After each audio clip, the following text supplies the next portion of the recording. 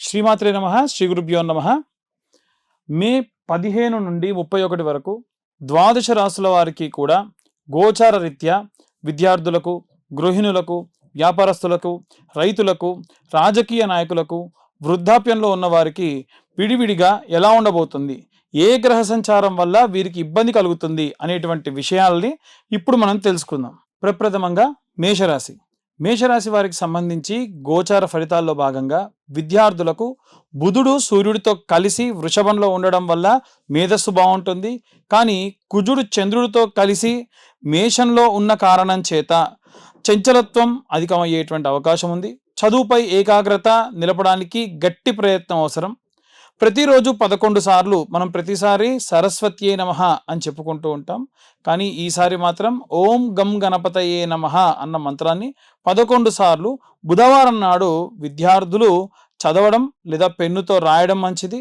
అలాగే పుస్తకాలను బుధవారం నాడు దానం చేయడం శుభకరం. ఉద్యోగస్తులకు కుజ మరియు ఈ యొక్క గ్రహాల యొక్క కలయిక వలన ఉత్సాహం, వేగం పెరుగుతుంది.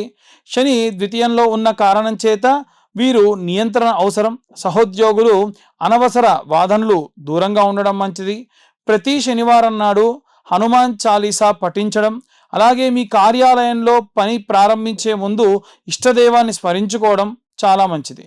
వివాహం జీవితానికి సంబంధించి గోచార రీత్యా వీరి యొక్క రాశిలో కుజగ్రహ సంచారం వల్ల చిన్నపాటి కోపతాపాలు అధికమయ్యేటువంటి అవకాశం ఉంది.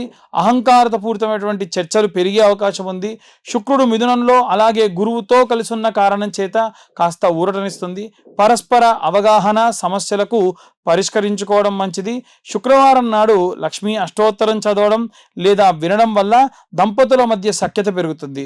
వివాహం కోసం ఎదురు చూస్తున్నటువంటి వారు ఎవరైతే ఉన్నారో గురువు తృతీయంలో శుక్రుడితో కలిసి ఉన్న కారణం చేత సంబంధాలకు సంబంధించిన విషయాలు సానుకూల చర్చలు జరుగుతాయి. అయితే రాహు ఏకాదశంలో ఉన్న కారణం చేత సంబంధాలు ఖాయమయ్యే దిశగా చిన్నపాటి అపార్థాలు కూడా రావచ్చు.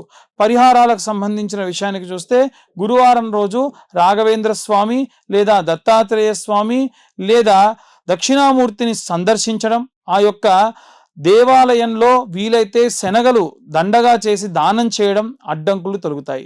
రైతులకు సంబంధించి గోచార రీత్యా వీరి యొక్క రాష్ట్రాధిపతి కుజుడు స్వక్షేత్రమైనటువంటి మేషంలో ఉన్న కారణం చేత చాలా అనుకూలమైనటువంటి అంశాలు, భూ సంబంధితమైనటువంటి పనులు వేగవంతం అవుతాయి. పెట్టుబడుల విషయంలో లాభాలు గడిస్తారు.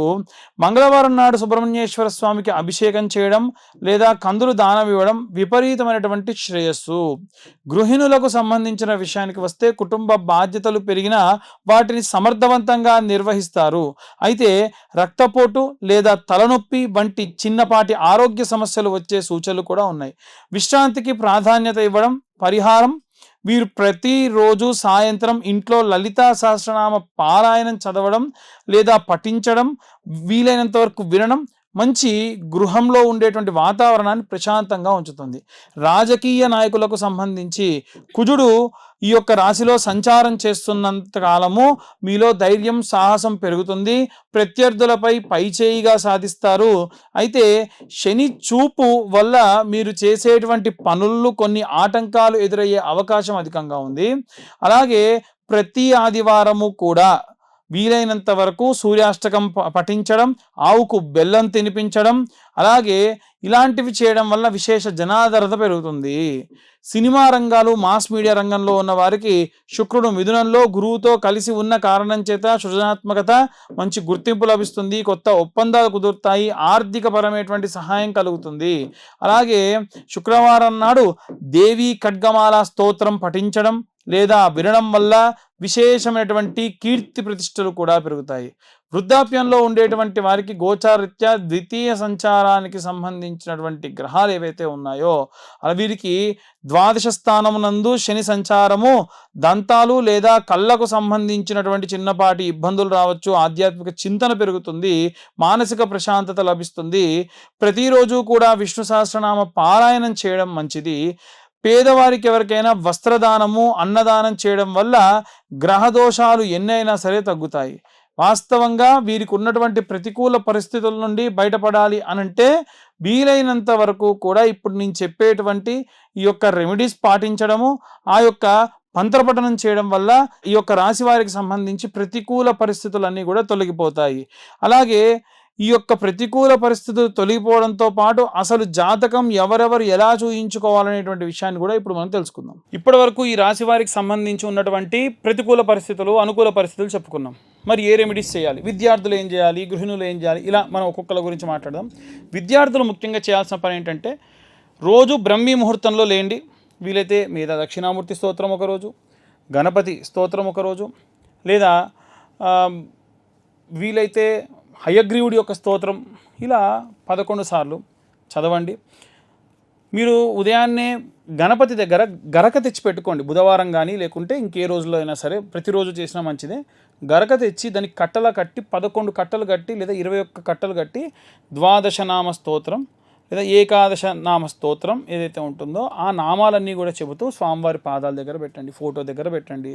సంకష్టి హోమాలు జరిగినప్పుడు అమ్మగారికో నాన్నగారికో తీసుకెళ్ళి హోమంలో లేకుంటే పూర్ణాహుతిలో వేయమనండి, చాలా మంచిది. ఒకటి.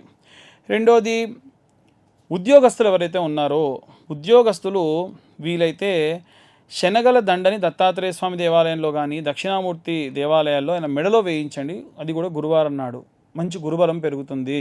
ఉద్యోగస్తులకు కావాల్సింది అదే. వివాహం కోసం ఎదురు చూస్తున్న వాళ్ళు కూడా ఇదే చేయాలి. వీలైతే మీ అమ్మా నాన్నతో చేయించండి. వివాహం కోసం ఎదురు చూస్తున్న వాళ్ళు గురువారం రోజు ఉదయం 7:20 నానబెట్టిన శనగలతో కూర్చున్నటువంటి శనగల దండని. అలాగే గురుగ్రహానికి సంబంధించి జపం కూడా చేయించుకోండి. ఈ యొక్క ఉద్యోగస్తులు అలాగే వివాహం కోసం చూస్తున్న వాళ్ళు, డైవర్స్ అయ్యి మళ్ళీ కలవాలనుకునే వాళ్ళు కూడా ఈ యొక్క రెమెడీ పాటించవచ్చు. అలాగే ఎవరైతే గృహిణులు ఉంటారో వారు నిత్యము కూడా శ్రీమాత్రే నమః అన్న పారాయణం చేయడము, గడపకు పసుపు పెట్టడం, రోజు స్నానం చేయకుండా ముందు స్లేపం చేయకండి. మీరు స్నానం చేసిన తర్వాతకే ఊడవడం కూడా చేయాలి. స్నానం చేయకుండా చీపురు పడితే కూడా జ్యేష్ఠాదేవికి నచ్చదు. ఏదో రకమైన నష్టము, లాస్ అనేది జరుగుతుంది. సింపుల్ పని కదా.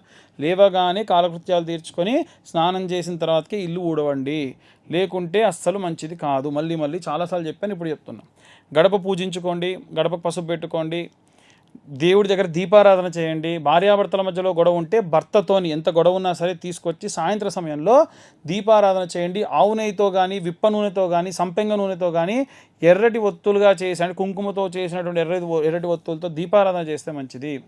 అలాగే వ్యాపారస్తులు బుధవారం రోజు ఆవుకు గడ్డి, పచ్చి గడ్డి కనుక నైవేద్యంగా సమర్పించడం, అరటిపళ్ళు పెట్టడం, దాని ఆరోగ్యానికి సంబంధించిన వ్యాక్సిన్ వేయించడం కూడా చేస్తే ఉన్నత వ్యాపారాభివృద్ధి కలుగుతుంది. ఇవే కాకుండా ఇక ఎవరైనా సరే వివాహం కోసం చూస్తున్నటువంటి వాళ్ళు ఉంటే గనక కన్యాపాష్పతం, వరపాష్పతం లాంటి హోమాలు చేయడం జరుగుతుంది. కింద నా నెంబర్ ఉంటుంది, కావాలంటే నెంబర్ కాంటాక్ట్ చేయొచ్చు. ప్రతి నెల 2వ అలాగే ఆఖరి మంగళవారంలో ఈ యొక్క కన్యావర పాష్పత హోమాలు చేస్తున్నాం. వివాహం కాని వారి కోసం ఈ యొక్క రుక్మిణి కళ్యాణం కానివ్వండి, కన్యావర పాశుపతాలు కానివ్వండి చేయించుకుంటే చాలా మంచిది. అవన్నీ కూడా మా ఆధ్వర్యంలో జరుగుతూ ఉంటాయి. ఇవే కాకుండా అవుట్ ఆఫ్ కంట్రీ వెళ్ళాలనుకునే వాళ్ళు కానీ, పొలిటీషియన్స్ కానీ ఆదిత్య హృదయం లేదా అరుణ పారాయణం చేయించడం చాలా మంచిది. రాజశ్యామల అమ్మవారికి సంబంధించినటువంటి యాగం చేయడం కూడా మంచిది. ఈ రాజశ్యామల అమ్మవారి యొక్క హోమానికి సంబంధించి పీతవర్ణం, గ్రీన్ కలర్ పంచ కట్టుకొని ఈ హోమాన్ని చేయించాలి. ఇవి కూడా ప్రతీ నెల, అంటే ఒక్క రాజకీయ నాయకులకే కాకుండా ఫారిన్ కంట్రీకి వెళ్ళాలనుకున్న వాళ్ళకి, అధికరణ సిద్ధి రావాలనుకున్న వాళ్ళకి, ప్రమోషన్స్ రావాలనుకున్న వాళ్ళు కూడా ఈ హోమాలలో పాల్గొనవచ్చు. ఇవి కూడా ప్రతీ నెల కూడా ఇవి కండక్ట్ చేసేటువంటి ఆలోచనలో ఉన్నాము. ఇలా మనకు ఉన్నటువంటి ఎన్నో రకాలైనటువంటి దోషభూయిష్టమైన పనులన్నీ కూడా మనం ఈ రెమెడీస్ ద్వారా తొలగించుకోవచ్చు. రైతులకు సంబంధించి, పొలాలకు సంబంధించి ఇబ్బంది పడుతున్న వాళ్ళు చాలామంది ఉన్నారు. సుబ్రహ్మణ్యేశ్వర స్వామికి కానీ ఆంజనేయ స్వామికి కానీ అభిషేకం చేయించండి. ఆంజనేయ స్వామికి అభిషేకం చేసిన జలాన్ని కొంత తీసుకొని బాటిల్లో పెట్టుకోండి. సుబ్రహ్మణ్యేశ్వర స్వామి అంటే జంటనాగులు, రావి చెట్టు, వేప చెట్టు కింద జంటనాగులు ప్రతిష్ఠించుంటారు కదా, అక్కడ మీరు అభిషేకం చేసి ఆ పాలు నీళ్లు పడ్డ మట్టి ఉంటుంది కదా, ఆ మట్టి తీసుకొని ఆంజనేయ స్వామికి అభిషేకం చేసిన నీళ్లు ఈ మట్టి మీ పొలంలో చల్లుకోండి. నైరుతి మూలలో నిమ్మకాయ కోసి పెట్టండి, గుమ్మడికాయ కొట్టి పెట్టండి. బలి, కుంకుమ, పసుపులు వేయకూడదు, కేవలం కోసి అలా పెట్టాలంతే. దానివల్ల పంటకు ఏవైనా సరే చెడు, దృష్టి, దోషం అన్నీ కూడా పోతాయి. ఒకవేళ మీకు చాలా పెద్దగా ఉందనుకోండి, దాన్ని విడివిడిగా భాగాలు, ఎకరం భాగాలుగా చేసుకొని ప్రతి ఎకరానికి కూడా ఈ నిమ్మకాయ, జస్ట్ ఒక నిమ్మకాయ కోసి పెట్టండి. అది మీరు ఏ వారమైనా చేయొచ్చు, సోమవారం నుండి ఆదివారం వరకు ఎప్పుడైనా చేయొచ్చు. ఈ వారం చేయాలి, ఈ వారం చేయకూడదు అని ఏమీ లేదు. అలా చేయండి. దీనివల్ల రైతులందరూ కూడా మంచి అభివృద్ధి చెందుతారు, బాధపడకుండా ఉంటారు. అకాలంగా ఏమన్నా జరిగేటువంటి పనులని మీకు ముందే తెలుస్తూ ఉంటాయి. వృద్ధులు ఎవరైతే ఉంటారో వారందరికీ నేను పదే పదే చెప్పాను, విష్ణు సహస్రనామ పారాయణం కానీ, అలాగే వెంకటేశ్వర స్వామి యొక్క గోవింద నామాలు కానీ చదవడం మంచిది. భార్య భర్త ఇద్దరు కూడా కూర్చొని రోజు సాయంత్రం పూట ఏదో ఒక స్తోత్రం కలిసి చదవడం వల్ల విశేషమైనటువంటి లక్ష్మీ కటాక్షం కలుగుతుంది. డబ్బు కోసం ఇబ్బంది పడుతున్న వాళ్ళకు కూడా ఇబ్బందులన్నీ కూడా పోతాయి. ఇక ఇవన్నీ కూడా గోచార రీత్యా చెప్పేటువంటి విషయాలు మాత్రమే. ఇన్ డీటెయిల్గా జాతకం కావాలనుకున్న వాళ్ళు మీ పేరు, మీ date of birth, time, place కింద ఉన్న నెంబర్కి వాట్సాప్ చేస్తే డీటెయిల్డ్గా 60-70 పేజీల్లో జాతకం మీకు చాలా విపులంగా ఇవ్వడం, తర్వాత డీటెయిల్గా దాని గురించి మాట్లాడడం కూడా జరుగుతుంది. సర్వే జనా సుఖినో భవంతు. స్వస్తి.